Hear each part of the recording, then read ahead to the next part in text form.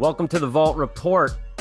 67-62 Quinnipiac with I think we could all agree, a surprising victory. Not the way we wanted to start the Archie Miller era. Before we get started, I want to thank Paige Messier, who's at the press conference, and we'll hear from Archie first.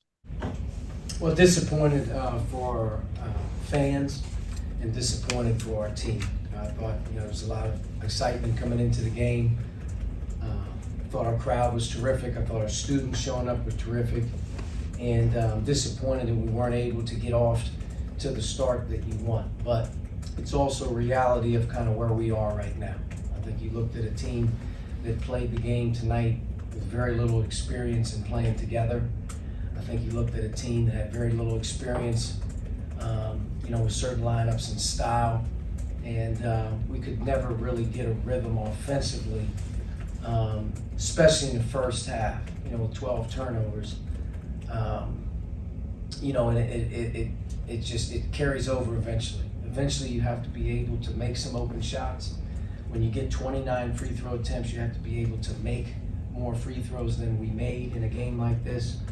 And, just offensively, the shooting percentages in the second half just weren't good enough. But if you'd have told me at home, we would have shot 29 free throws and got 19 second shots, that's usually a pretty good sign that you did some good things. It's just we weren't very good at anything on either end of the floor in terms of rock solid. And, tonight is a byproduct of that not being great at what you're trying to do right now. So with that being said, listening to Archie, I know you guys got a chance to listen to some of Archie's comments post-game. Not the way we wanted to get started. What is your instant reaction to what we seen, what we saw unfold Monday night? Abu, I'll start with you. Well, I think he was absolutely correct in his analysis of the game, but he was transparent, to say that this didn't start out the way that he had hoped, and I'm sure the team had hoped. And they clearly have some challenges on the offensive side of the basketball. They didn't shoot the ball well at all, shot it horribly from three-point land and pretty badly from the free throw line. So they've got a lot of things that they need to improve on, but I know we'll talk later on about what the upsides are going to be for this team going forward. But not the greatest of beginnings for Archie. Definitely. And Dave? Yeah, I mean, this is kind of why when we talked last time, I didn't want to make any predictions about how things were going to look this year because I truly didn't know. And now we kind of have one game in. We kind of have maybe expectations are shifted and adjusted a little bit. But it wasn't great. They were going to lose a head scratcher or two, probably more, one or two in the non-conference for sure. There's one. Hopefully there's not too many more. Hopefully they can steal a game that maybe they're not supposed to win. But nowhere to go but up right now. Definitely. And, I think it is a balance, obviously. You can go one way and say, this is the worst loss. I can't believe this. You can also say, patience, which I do think we need to have. But, I think we can all say universally, I just think because of the excitement of the crowd, we've been around URI, all three of us, for a long time. To get that excitement, fans to show up, the students were great. It's a disappointment, to start this way. But, with that being said, one of the things he pointed to in his post-game conference was he felt like they were late in adjusting to playing possibly, two bigs on the floor. We knew size was going to be an issue. We said they were going to play fast, but if you're going to play fast, you obviously, you can't shoot, you can't make 2 3-pointers. With that being said, what did you see from the Rams? Obviously, we do have Bilal waiting in the wings. He's injured, but what did you see on the front court? Well, I think clearly they would have benefited early on from having both Sam and Chiku in the game. But we saw Sam picked up a couple of fouls very, very early. Maybe if he had had a little support from Chiku, maybe he wouldn't have come up with those two. One, he got, really out on the perimeter, which he shouldn't have. But yeah, it would have helped because Quinnipiac was very, very aggressive, big bodies inside. The second chance points, really, really hurt URI, even though they did well on the other end also in terms of getting second chance points, but that was clearly something that hurt them. And he made the adjustment, and clearly they came out in the second half and they ran.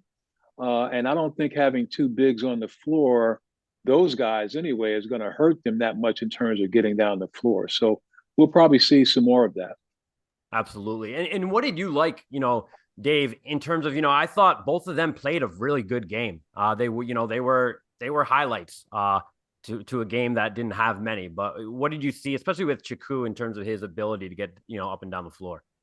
Yeah, I really like his game. It's raw right now, as are a lot of guys on this team. I mean, Hutchinson, Stewart, Sam, who you mentioned before. A lot. This was their first college game ever for these guys. So, but yeah, I really like the potential for him as well as Sam. I again, I don't want to make a comparison, but to me, I see the potential of like an Andre Berry, Cyril Langevin type scenario where Sam is, the bigger body and Chiku is a more athletic shot blocker, flying around kind of guy like we saw with Cyril. Not saying that they're going to be as good as those players, although they could be. But that was my first thought when looking at both of them last night. Definitely. And, Abu, who did you see? What did you like out of, some of those returnees?